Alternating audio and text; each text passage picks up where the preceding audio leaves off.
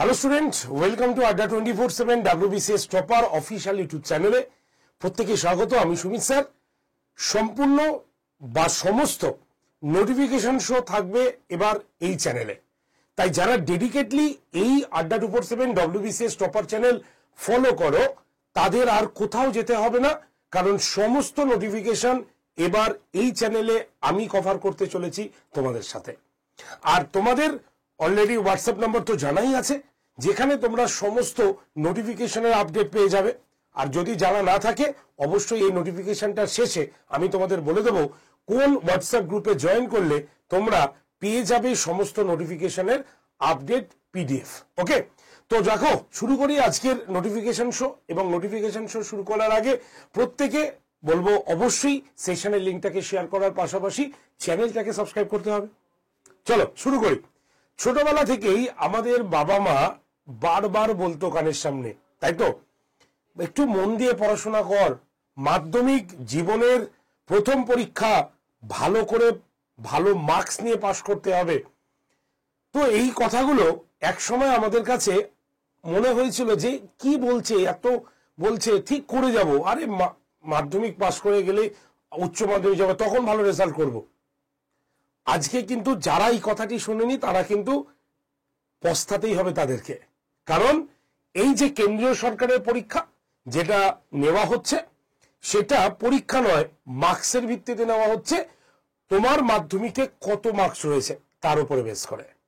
তো যারা ভালো মার্কস রয়েছে তারা অবশ্যই কিন্তু একটি ভালো অপরচুনিটি পেয়ে যাবে এই কেন্দ্রীয় সরকারের চাকরির পরীক্ষায়।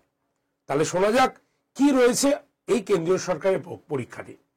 দেখো, কিছুদিন আগেই আমি তোমাদের একটা নোটিফিকেশন শো করেছিলাম একদম ওয়েবসাইট থেকে, যেখানে আমি বলেছিলাম যে এই যে পোস্ট অফিসে রিক্রুট হচ্ছে, এই পোস্ট অফিসের রিক্রুটমেন্টটা হবে বিনা পরীক্ষায়, তোমার মাধ্যমিকের মার্কস থেকে।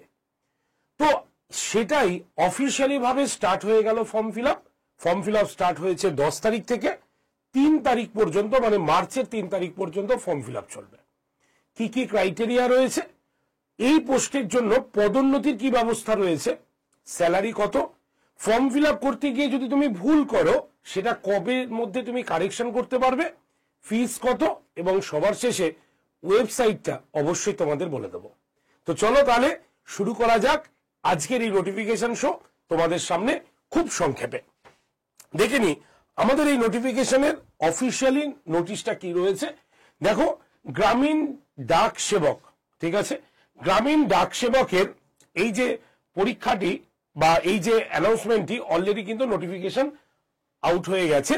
যে নোটিফিকেশনটি তোমরা পেয়ে যাবে বা ফর্ম ফিল আপের জন্য যে ওয়েবসাইটটা তোমাদের দরকার হবে সেটা ইন্ডিয়া পোস্ট, দেখতে পাচ্ছ এখানে লেখা আছে ইন্ডিয়া পোস্ট, ঠিক আছে, gdsonline.gov.in, ঠিক আছে। এই ওয়েবসাইটটা গেলেই তুমি কিন্তু এর অফিসিয়ালি নোটিফিকেশনের পাশাপাশি অনলাইনে যে ফর্ম ফিল আপ হবে সেটাও কিন্তু তোমরা পেয়ে যাবে। তো দেখো, এর ফর্ম ফিল আপ স্টার্ট হয়েছে কবে, চলো একবার একটু দেখে নি। এই যে দেখছো তুমি এই ফর্ম ফিল আপটি যদি রেজিস্ট্রেশন দেখি তাহলে দেখো অনলাইন অ্যাপ্লিকেশন অলরেডি শুরু হয়ে গেছে। কবে থেকে এখানে দেখতেই পাচ্ছ, কবে থেকে শুরু হয়েছে, 10 তারিখ থেকে শুরু হয়েছে, 10 ফেব্রুয়ারি 2025 থেকে 3 মার্চ 2025, ঠিক আছে। ফর্ম ফিল আপ করতে গিয়ে যদি তোমার কোথাও ভুল হয় চিন্তার কোনো দরকার নেই, বলা হয়েছে যে সেটা তোমরা মডিফাই করতে পারবে, কারেকশন করতে পারবে।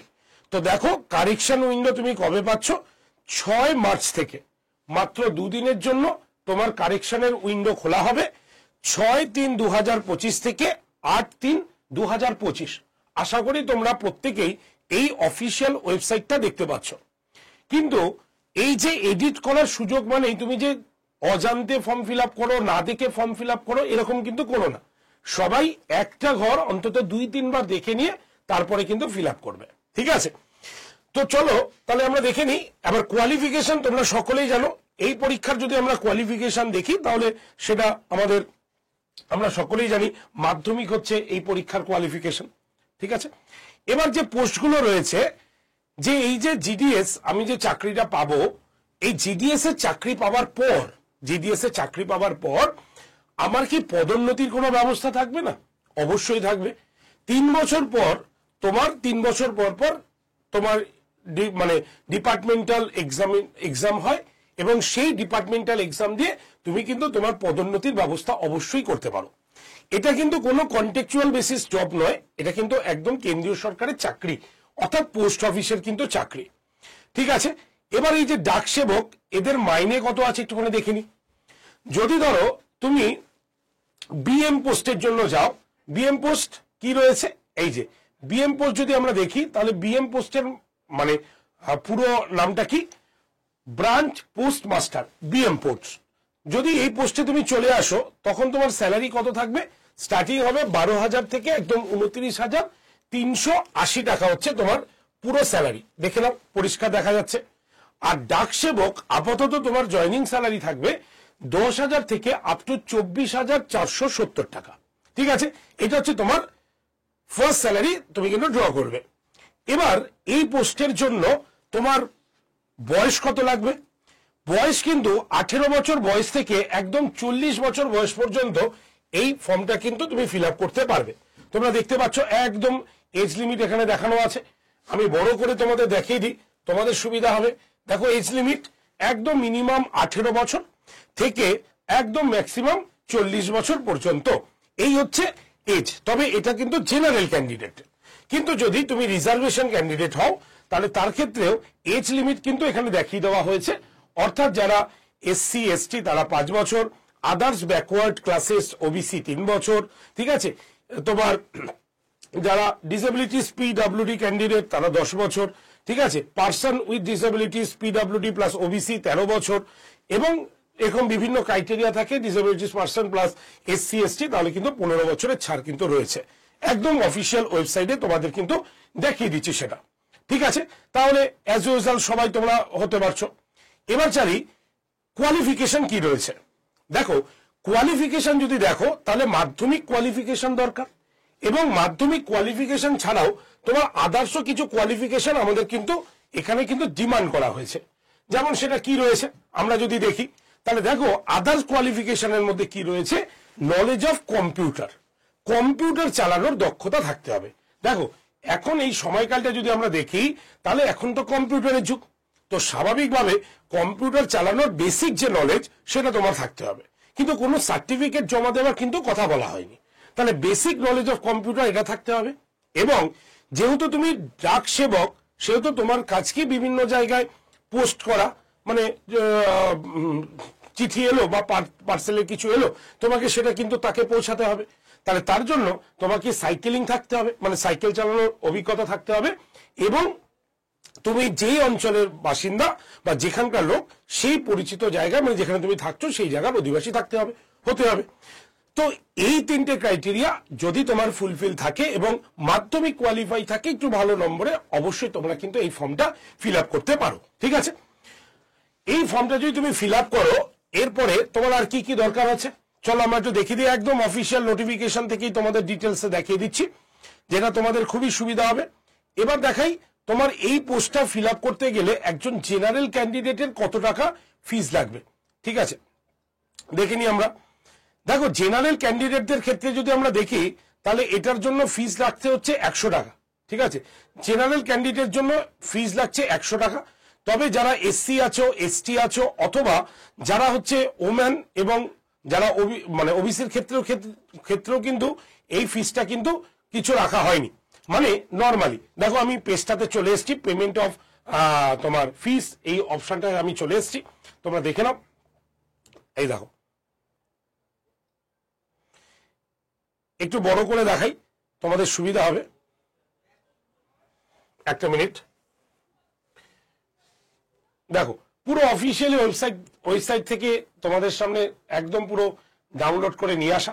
আচ্ছা, তারপরে কতটা আরো কিছু আমি বলে দেবো যেগুলো তোমাদের খুব ইম্পর্টেন্ট, আমি একবার একটু দেখিয়ে দিই।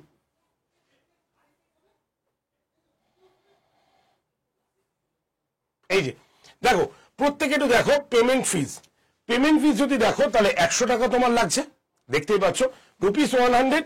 কিন্তু যারা তোমার যাদের লাগবে না তাদের মধ্যে ফিমেল অ্যাসপিরেন্ট যারা রয়েছে তাদের কোনো টাকা লাগবে না, এসসি এসটি অ্যাপ্লিকেন্ট লাগবে না, এবং তোমার পিডব্লিউডি যারা রয়েছে এবং ট্রান্স ওমেন যারা অ্যাপ্লিকেন্ট রয়েছে তাদের কোনো ফিস লাগবে না, তাদের কোনো ফিস লাগবে না। তাহলে জেনারেলদের ক্ষেত্রে শুধুমাত্র 100 টাকা ফিস লাগবে। তাহলে নিঃসন্দেহে তুমি কিন্তু ফর্ম ফিল আপ করতে পারবে। তবে ফর্ম ফিল আপ করতে যাওয়ার আগে তোমার ফটো এবং সিগনেচার এই দুটোকে কিন্তু স্ক্যান করিয়ে নিতেই হবে, এবং সেটা একটি নির্দিষ্ট মাপের। তো কি মাপের, চলো সেটাও কিন্তু এখানে আমাদের উল্লেখ করে দেওয়া হয়েছে যে তুমি কোন মাপের করবে। দেখো একদম নর্মালি এইখানেই লেখা আছে রিসেন্ট ফটোগ্রাফ, তোমার একটা ফটো লাগবে যেটা জেপিজি ফরম্যাটে, কিন্তু সেটা 50 কেবি মধ্যে, ঠিক আছে। সিগনেচার জেপিজি, ঠিক আছে, 20 কেবির মধ্যে।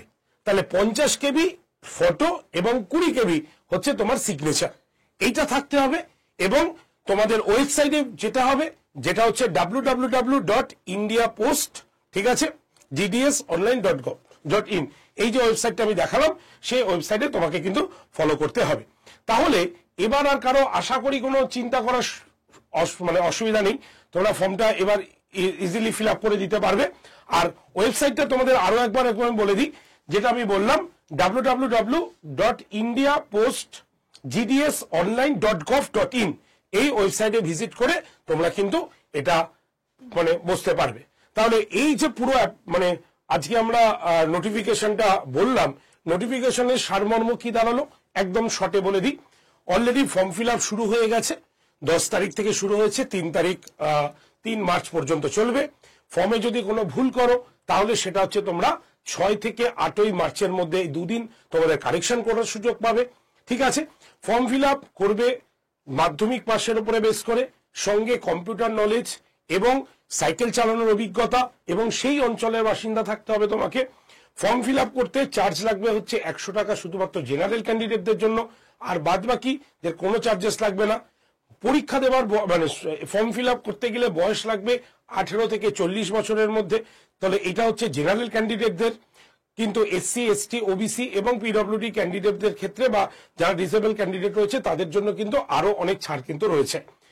ফর্ম ফিল আপের করার জন্য অবশ্যই তোমার ফটোকে জেপিজি ফরম্যাটে 50 কেবির মধ্যে, এবং যেটা তুমি সিগনেচার সেটা কিন্তু 20 কেবির মধ্যে করতে হবে। তো এই হচ্ছে আজকে আমাদের নোটিফিকেশন শো, যেটা তোমাদের প্রত্যেককে হেল্প করবে এই ফর্মটা ফিল আপ করতে। তাই দেরি করো না, এখনই ফর্ম ফিল আপ সেরে ফেলো।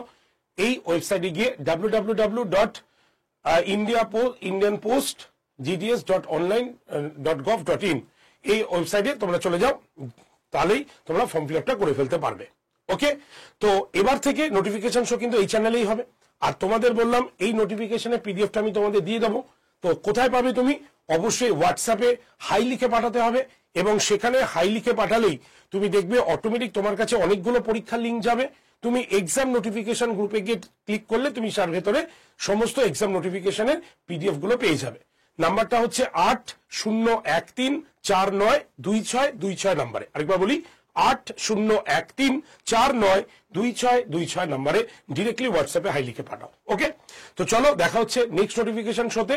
তাই নোটিফিকেশন শো নিয়ে চিন্তা আর নেই, অন্য কোনো চ্যানেলে চিন্তা ভাবনা করার দরকার নেই। যারা এই চ্যানেলটি ডেডিকেটলি ফলো করো তারা এই চ্যানেলেই প্রত্যেকটি নোটিফিকেশন শো পেয়ে যাবে। আমি তোমাদের জন্য নোটিফিকেশন শো নিয়ে আসবো এই চ্যানেলেই। ওকে, তো চলো শেষ করছি, দেখা হচ্ছে তোমাদের সঙ্গে নেক্সট নোটিফিকেশন শোতে। তো অবশ্যই চ্যানেলটাকে আগে সাবস্ক্রাইব করে রাখো, এটা ভীষণভাবে দরকার নেক্সট নোটিফিকেশন শোর অ্যালার্ট পাওয়ার জন্য। Thank you.